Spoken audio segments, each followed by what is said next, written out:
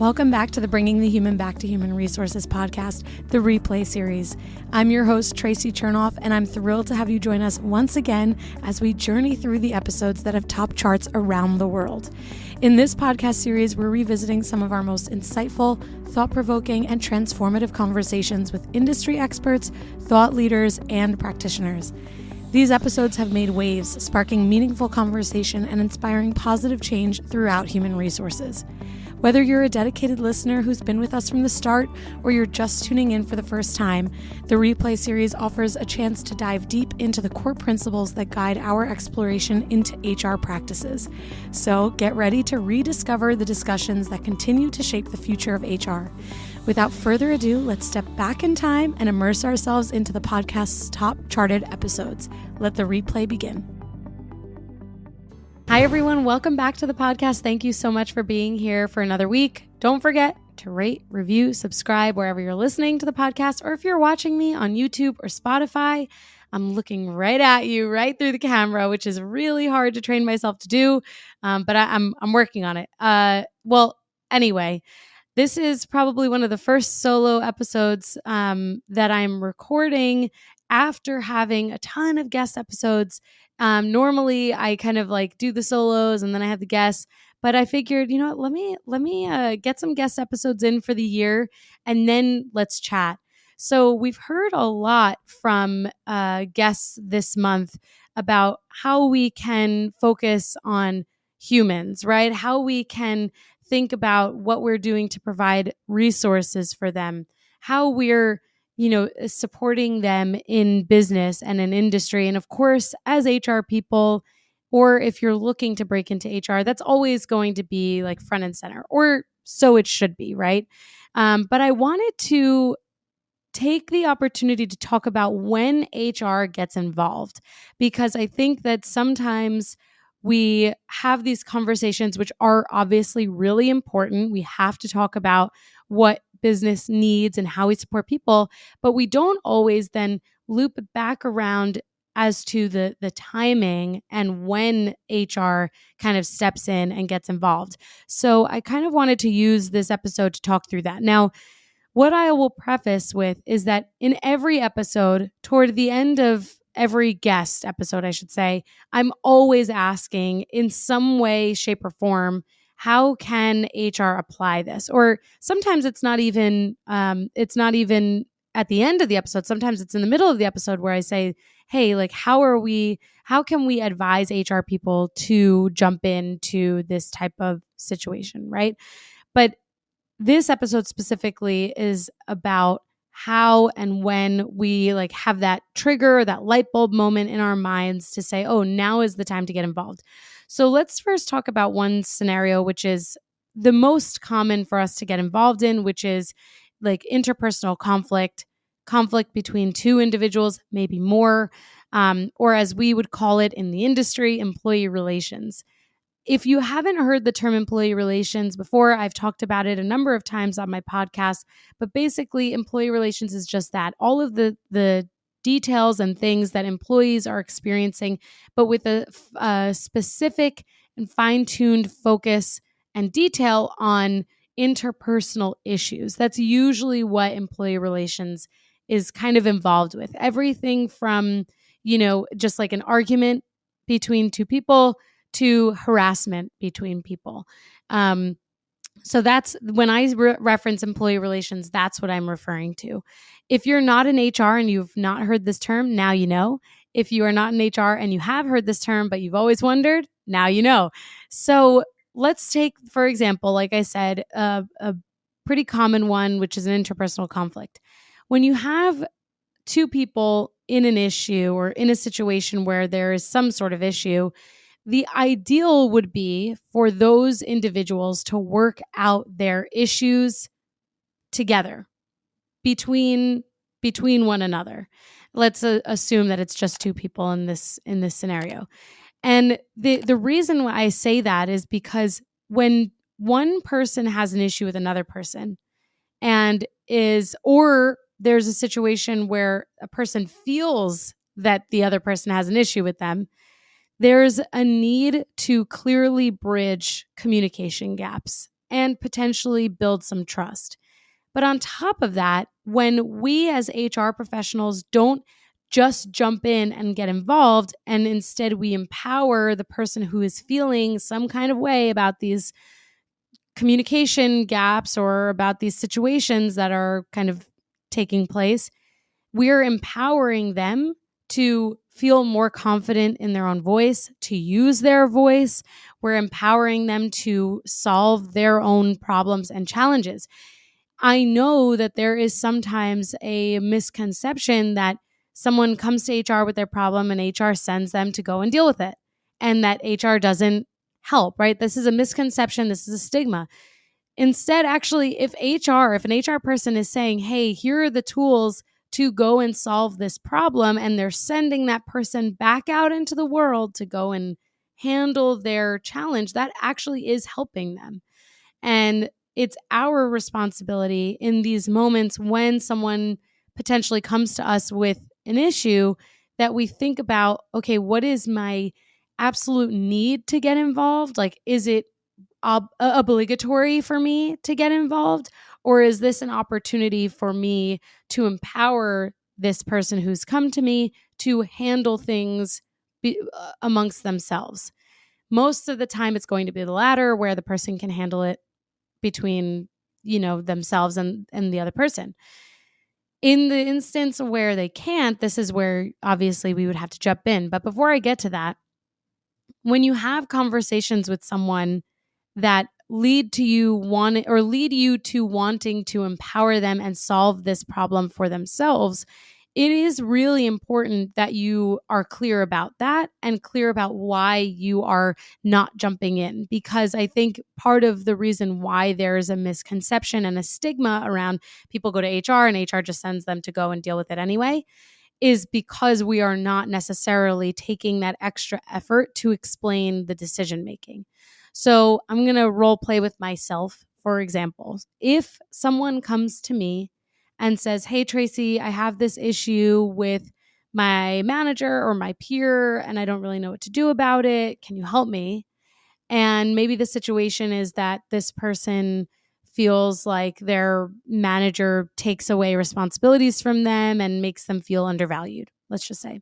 And it could be a totally different scenario, but this is, for that person, this is their reality.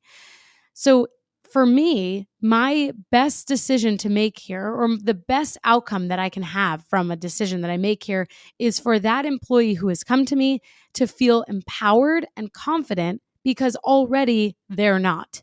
So to send them back out feeling empowered, feeling more confident, feeling more established in their voice is not only going to help them to continue to build confidence, but it's actually going to help improve their relationships, not only with themselves, but with the people around them. So, because everyone wants to feel empowered and confident. So the more good we can do in building up people, the better it's going to be.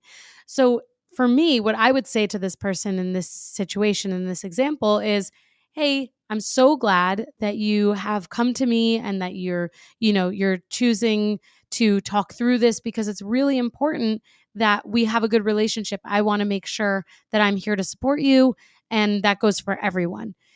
Here's my best recommendation. Here's my best advice. And this is where you can kind of start to paint the picture. I would not be doing you any good if I just stepped in and solved this problem for you, because it's likely that you are going to continue throughout your career. You're going to continue to have these moments where you're going to feel some kind of way about the way in which someone has interacted with you.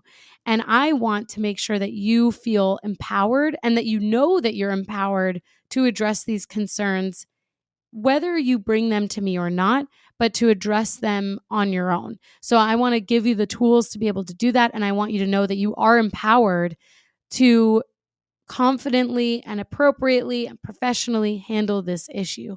So now you've set the stage with that, right? With that verbiage. Now you can kind of go into some advice for how to deal with this. And the advice I usually give is make sure that you walk through it. Whether you want to role play it with me or with someone else, I would make sure that if you role play with someone else, that it is not someone in the organization or that would be negatively impacted by your feelings around this situation, because we want to make sure that we are not, coloring outside of the lines with things that can be sensitive about someone else's leadership or someone else's involvement in this situation. So, naturally, I would invite this person to role play and practice with me. And I also always advise that they work to actively remove emotion from their feedback, because really this is a feedback practicing moment. And I kind of take the opportunity to boil it down to that also, that this employee is in a moment of needing to provide feedback to the person that they are not happy with at present, and that the only way to really give constructive feedback that has an outcome that they're looking for is to really focus on providing facts and not being emotionally or reactively driven in sharing this information. Now, the third thing, and certainly not the last thing that I always focus on too, is that when giving the feedback, or when going into this type of conversation, the person should always have a clear goal in mind. So in this scenario, if I were to actually actively say this to this person, I would say, hey, when you are ready to practice this, make sure that you're like writing down 3 bullet points of what you need to cover. What are the things that, you want to address? How did it make you feel? And what do you need from that person? That at the very top of that page, you should have the goal. If the goal is to have an apology, write that. If your goal is to improve the working environment for yourself or the relationship between the two of you, have that as the goal. Whatever you do, every single part of that conversation has to be bookended by the goal. So this is an example of where we're getting involved by equipping someone with really, hopefully really strong tools and resources. But actually, the best way that we're helping them in this way, other than those tools and resources, is again by empowering them and building their confidence. I think that is hands down one of the most important roles that we play as HR leaders, is knowing when not to step in and knowing when to take the longer route, the harder route, and going through all of those practice scenarios, walking through or role playing the situation, giving them tools, equipping the person with, things, measures for success, so that they can continue to have successful conversations, but also so that they go into their career with a better understanding of what can help them to be more successful. Because every single person is going to have an interpersonal conflict. So the more people we can equip with this knowledge and that we can empower, the stronger our organizations will be, in my opinion. So let's take a different situation where maybe it's a little bit more murky as far as where HR gets involved. Let's say, for example, someone comes to us and says, I'm really stressed. The work that I have, the workload that I have is really stressing me out, and I'm just like feeling so sick over it. There are a couple of reasons why someone might be coming to you with this. One, the obvious could be that they need a leave of absence, or they need some resources, time off. They need to know what those resources are. Maybe the less obvious is that they're looking to just kind of vent it out and see, I don't know how they can work through this. The third, maybe even less obvious option is that it could be like, for a lack of a better term or phrase, a cry for help, in that maybe there's something deeper going on within their department, within their team, with their manager, that they are not fully comfortably sharing. So my recommendation, when someone comes to us with kind of like an open-ended, vague, this is how I'm feeling, and, I could really use some help, is to ask a lot of questions. So this, again, it doesn't necessarily mean that you're going to get involved right away, or that you're going to get involved directly in solving this problem. But you don't know that until you find out through like a question and answer moment. I don't want to say segment, because this is not like a theater thing or a script, but it's kind of like building your muscle memory, and building your skill set as well to know when you have to dig a little deeper.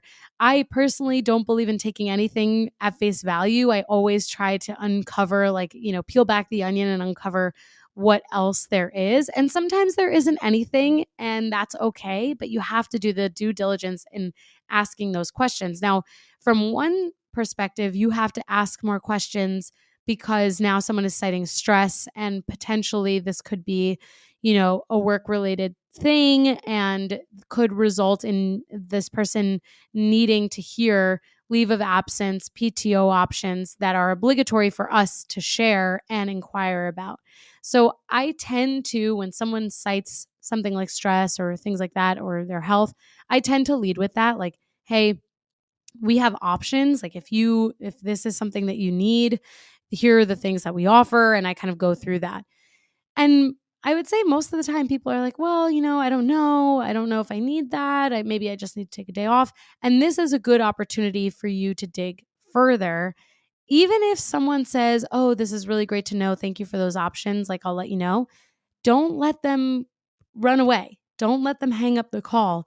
That is still an opportunity for you to dig in and provide them support. People are coming to us with things, and we have to make space for them to feel comfortable in sharing this information.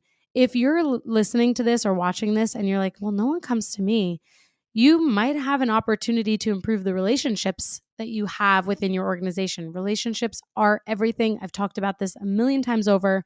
Relationships are the most important thing that you build and focus on as an HR professional, because the better your relationships are, the better you'll have, the better the pulse you'll have on the organization and on teams, which is really one of the best ways for us to be able to positively influence and affect the organizations that we work for. So anyway, in this opportunity to ask more questions, this is where you're going to figure out how involved you need to be.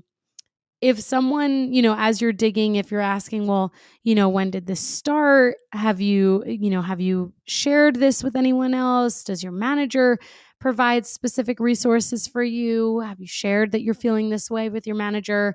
Some other questions might be, what do you do to prevent burnout? Is there anything that you do today to manage your stress levels? Because of course, stress is always going to come with work. Work is not meant to be fun 100% of the time. That's why we call it work. However, we want to make sure that there are, opportunities for you to feel like you have harmony in your work and your personal life. And then you can also ask questions like, well, is there something else, going on? Is whether, at home or at work, you obviously don't have to disclose anything personal, but, if there's something else going on, I would love to be able to support you, right? So these questions all have deeper purposes. When I ask a question like, well, how long has this been going on? It can help us to potentially point out if it's a result of an organizational change, management change, a change in the team, a change in their job function. If I ask a question like, have you shared this with your manager? And they say no, that might point to, well, why not? And we might not ask why not to that person. You could.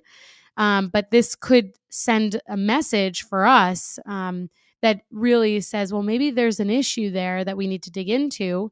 And then aside from that, if they haven't told their manager, if you can encourage them to tell their manager so that the manager is aware of that, this need to further or more effectively support their employee, that's also beneficial. Kind of going back to the initial situation or the first situation I shared.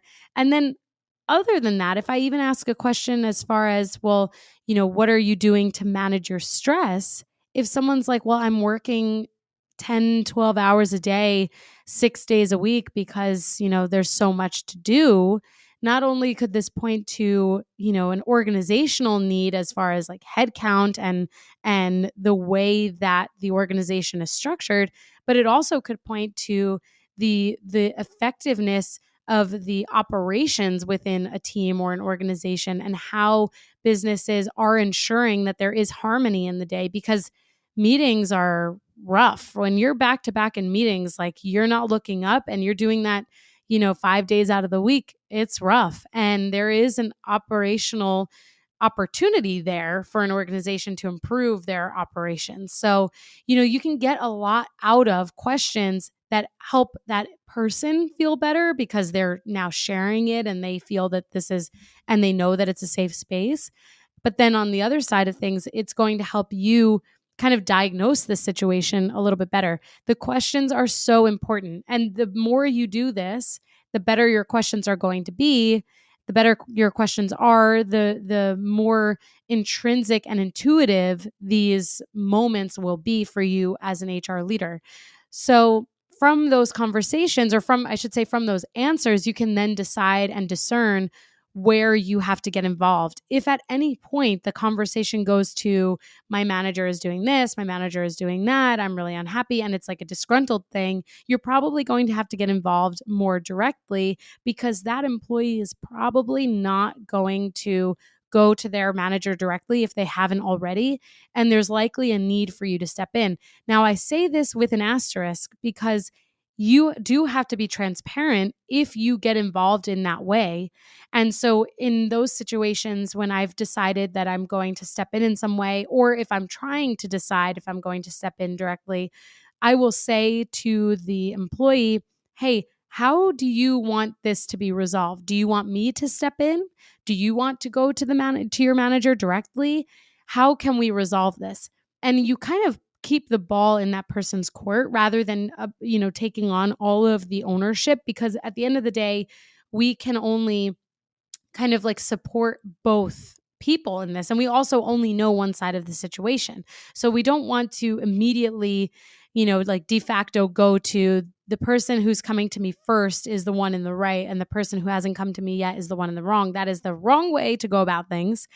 We have to take things with a grain of salt, actually at face value at first, to dig in.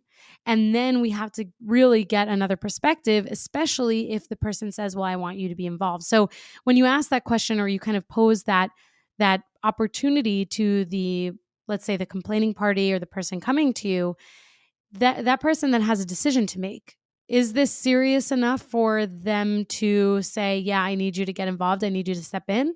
Or is this not serious enough where they still want HR support because they don't really know how to handle it? That's also okay. Or on the other side of things, is this something that they feel they are capable of handling themselves?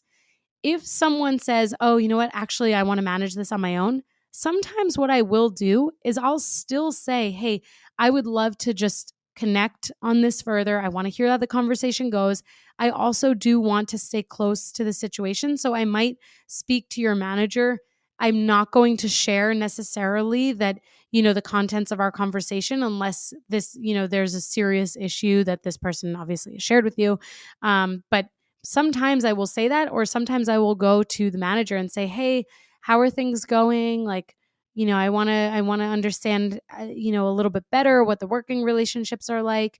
And also, I want you to be open if anyone on your team kind of comes to you with some feedback, because this is probably going to take a lot from them, right? So there is some caressing that you can do when there is some sort of situation with a manager going on. And the better your relationships are, the more casually you can have these conversations and it won't feel like so awkward.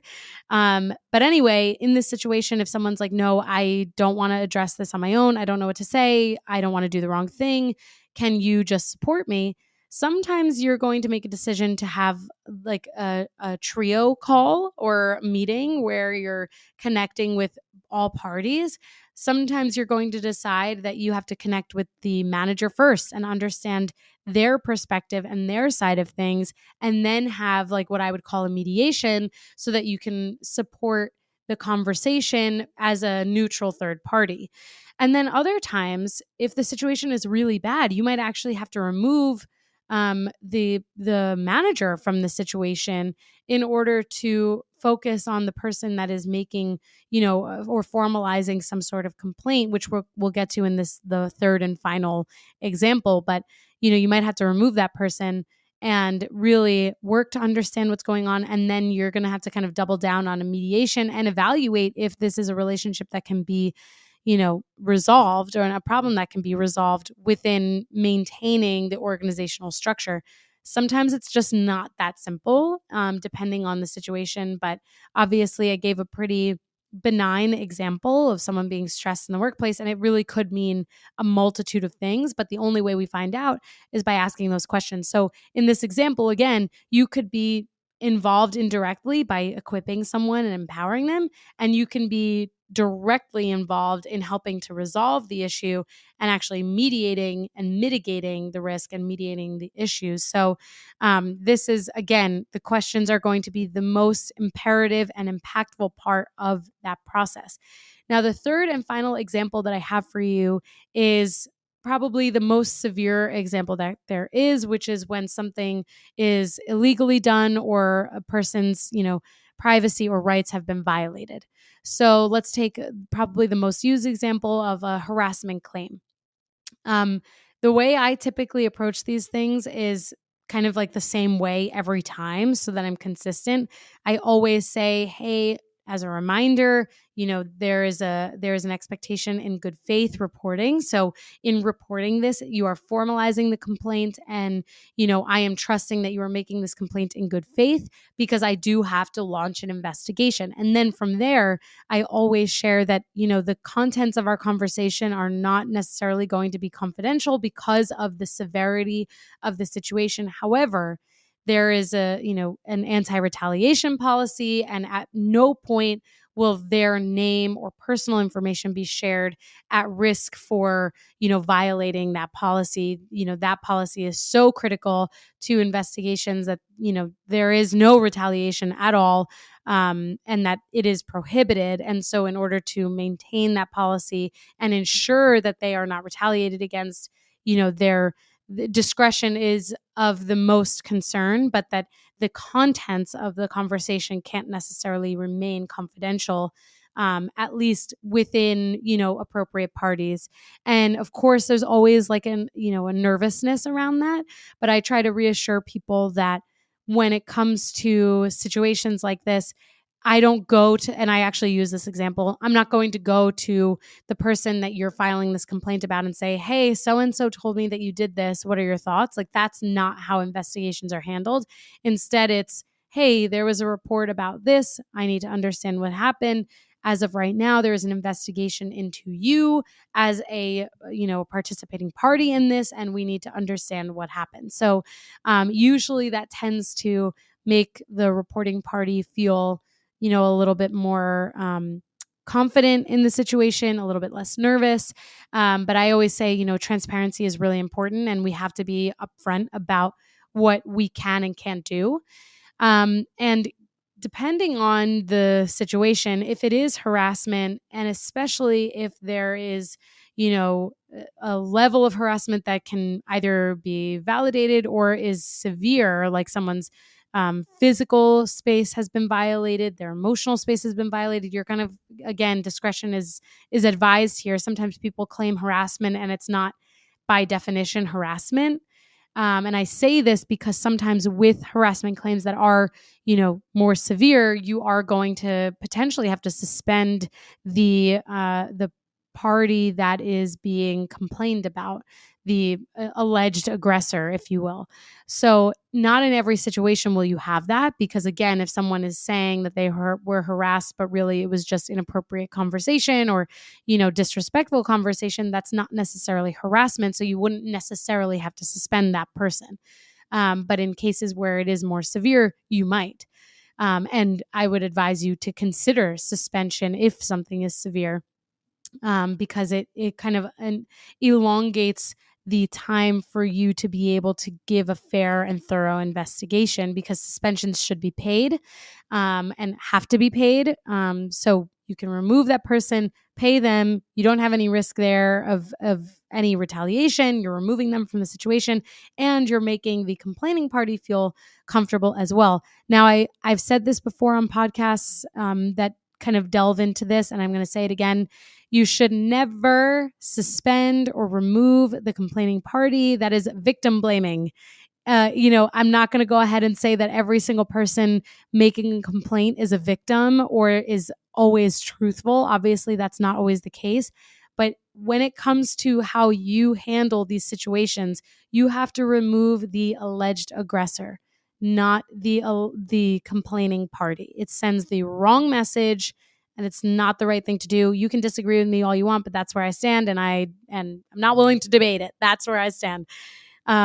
Anyway, when it comes to that, if when you do step in, like, this is obviously, whenever something like this is going on, like this situation, you have to be involved directly. This is your most urgent part of your day when something like this happens. Everything else has to fall to the wayside. And if it's not, or if someone makes you feel like this isn't the most urgent, they are wrong. Like, this, handling these types of ER or employee relations issues is your top priority as it comes up. And with, top priority ER issues, employee relations issues, you are absolutely directly involved. Sometimes you have to involve other HR leaders. Sometimes you have to involve the person's manager. It depends on the situation, of course. But again, your direct involvement is required at immediate response. And in this situation, you're going to have to launch a whole investigation. You have to, leave no stone unturned. And your responsibility is to work to understand what the situation is. Not every harassment claim is going to result in someone being fired. Not every harassment claim is going to result in someone being suspended or even put on corrective action. In the event that there's a situation where harassment is validated and corroborated, you're likely, and you should be, looking at corrective action up to and including termination. Where harassment is not so clear, but again, maybe it's kind of like disrespectful communication, you can get involved with some training for that person. You can absolutely, and I would encourage you to document or, provide corrective action to that person so that it is taken seriously.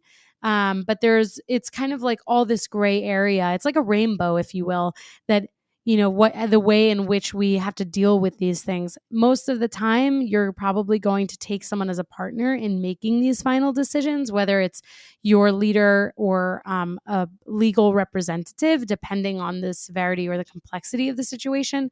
But you definitely have to think through where your involvement starts and stops.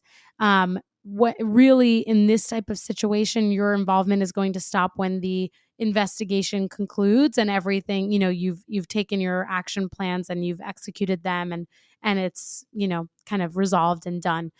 Of course, your involvement starts the moment someone comes to you with this situation. If you want more information on when or where or how to deal with this kind of situation, let me know. I can absolutely dive into this deeper and go through kind of like all of those pathways when someone shares that they, feel they're being harassed or that they have been harassed in some way. And there is a lot that is covered by the harassment definition. So, even things like cyberbullying, bullying in general, um, intimidation, like all of those things can be harassment. Sometimes people won't, sometimes actually people will come to you, like, let's take that first example that I shared. They'll come to you saying they feel stressed, and then they talk about things that actually would fall under the definition of harassment.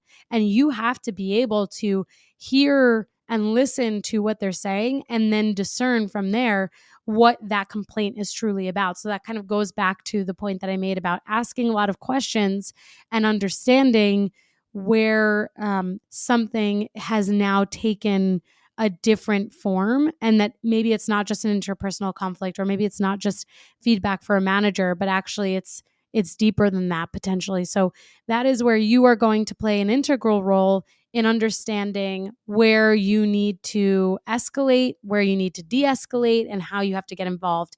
So as you continue to listen to these guest episodes, and if you haven't listened to the guest episodes from this month just yet, really think with a critical eye, like, how have you been able to bring, this type of human centrism and focus on solving problems to your job? It doesn't matter if this is something that you deal with today. You do have to be able to have this skill set at any level in your career if you are in HR or if you are a people leader, because people leaders also need to know how to triage issues and how to escalate or de-escalate situations as well. So I hope that this was helpful. I absolutely can do a deeper dive. I can go into more situations. I can give more examples.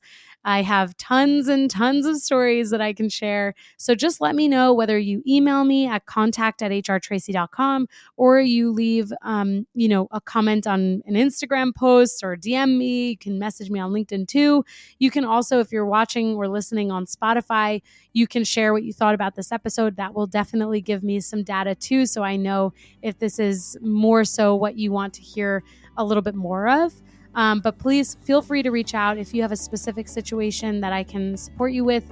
Let me know. I'm happy to help as much as possible. I appreciate you being here, and I will see you next week. Hey, just before you go, don't forget to subscribe to this show so that you are the first to hear when an episode drops each week. And maybe leave a 5-star review and a comment about how much you loved this episode. Plus, if you have someone in mind who would really enjoy this episode, make sure you share it with them. Thank you so much for tuning in, and I will see you next week.